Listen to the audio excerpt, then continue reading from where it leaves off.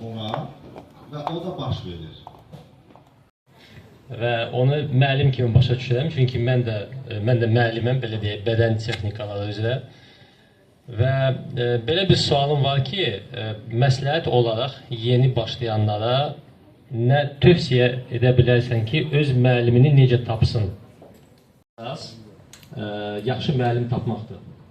Səni yönəldən, sənə yol göstərən, o səni belə yönəldə bilər ki, sənin həyatın tam olaraq dəyişə bilər. Buna görə yaxşı müəllim tapmaq məsləhəti sənin tərəfindən necə olacaq? Baxın, mən hər zaman deyirəm ki, əgər siz yoqaya getdiniz və yoqadan sonra çıxdınız belə özünüzü yorğun, sizə düzgün enerji ötürməyiblər. Çünki əsl yoqa orada enerji işləyir. Sizin müəlliminiz özü birincisi xoşbaxt olmalıdır. Daxili dünyası, daxili səyahəti xoşbaxt olmalıdır, pozitiv olmalıdır, problemli olmamalıdır. Mənə çox adam deyir, indiyənə ki deyirlər, hətta mənim Instagram səhifəmə baxanda elə, misal üçün, tələbələr var. Onlar deyirlər ki, mən sənin Instagram səhifəyə baxdım, sən enerjini hiss elədim. Çünki insanlar onu hiss edir, sən şəxsinsən. Deməli, sənin danışığından, sənin ifadəndən, onlar orada belə şuuraltı bağlantı gedir o halda. Və o insan düşünür, yəni əgər gəlib çıxırsa, deməli, o müəyyən hisslərə əsaslanır. Yəni, sizin müəllim elə olmalıdır. Əlbəttə ki, o gördünüz ki, nə bilim, neysə negativlik eləyir,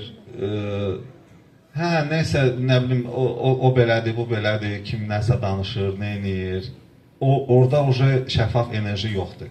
Başqa meditasiyalar. Amma mən hərəkətli yoqaya, haradasa 3-cü ildir də təxminən gəlmişəm və şəhərin bütün yoqları, 10 ildən çox belə yoqa falan, onlar məni birinci qəbul etmədilər. Çünki belə bir şey baş verirdi.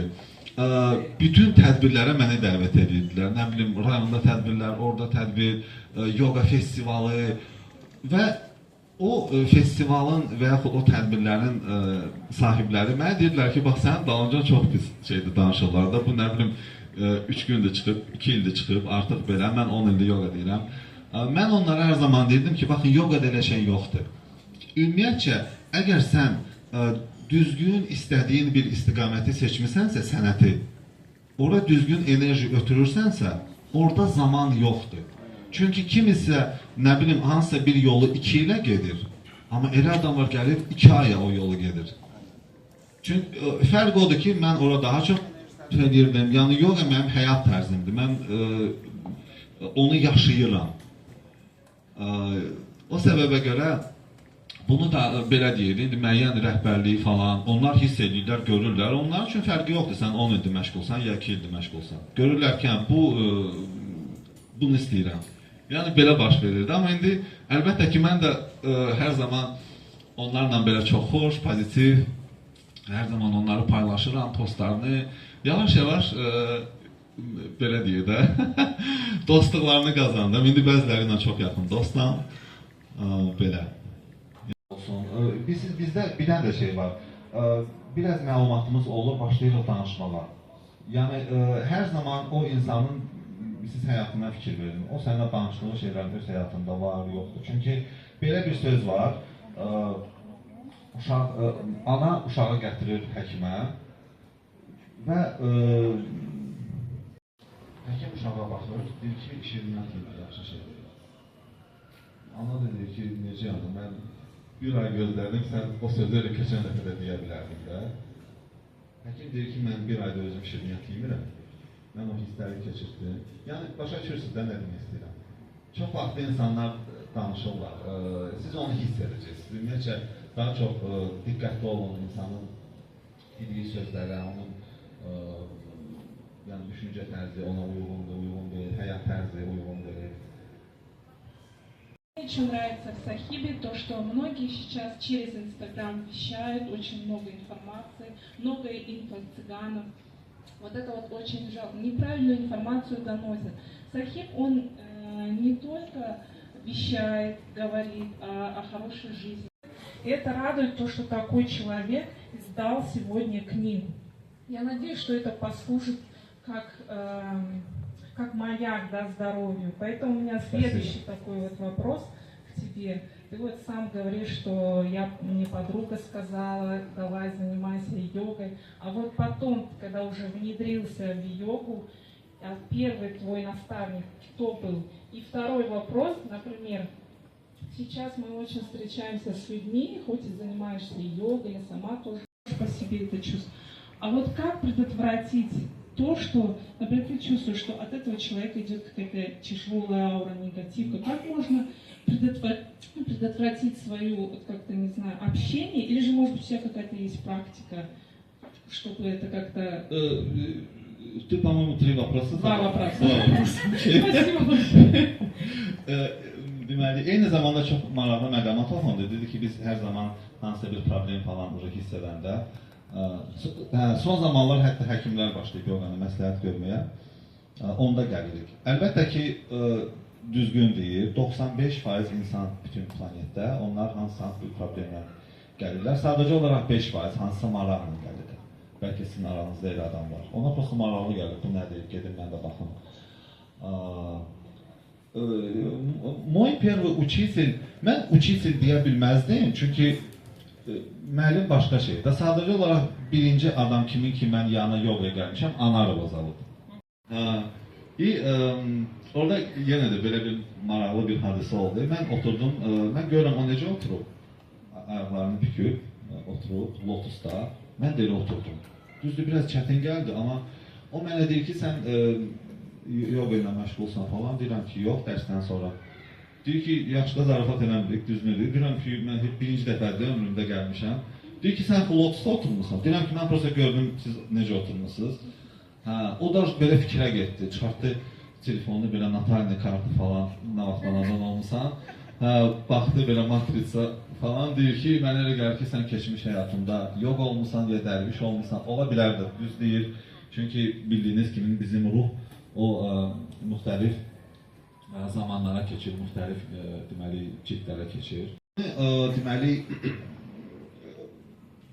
təmizləməyə müəyyən karmalardan və sözsüz olaraq biz hansısa bir pis işlərlə, kin, paxıllıq, nə bilim, bütün o şeylər ümumiyyətcə bizim ruhumuza, gözəl şuurumuza yaraşan işlər deyil. Çünki onunla biz daha da işləri çətinləşdiririk. Yəni əgər o karma məsələsi doğrudan da varsa, onda elə çıxır ki, biz onu dayda çətinləşdiririk, düzdür? Əlbəttə ki, kimsə gülümsəyir falan, bu normal bir haldır. Yəni ola bilsin bir müddətdən sonra daha ciddi başladıq düşünməyə. Amma məntiqlə əgər Allah bizə bu ruhu verirsə, əlbəttə ki, Allah istəməz biz hansı pis işlər görək, neysə, aləmi qataq bir-birinə, neyniyək. Yox. Biz dünyaya gəlmişik gözəl işlər görək. Bu, mənə elə gəlir ki, yəni, əgər Tanrı gözəlliyidirsə, bizim hər bir günahımızı bağışlayırsa, sizcə o istəyər biz pis işlər görək, ya yaxşı işlər görək? Əlbəttə ki, yaxşı işlər. Ona görə bunu sadəcə olaraq bir metod olaraq şuurunuzda saxlayın.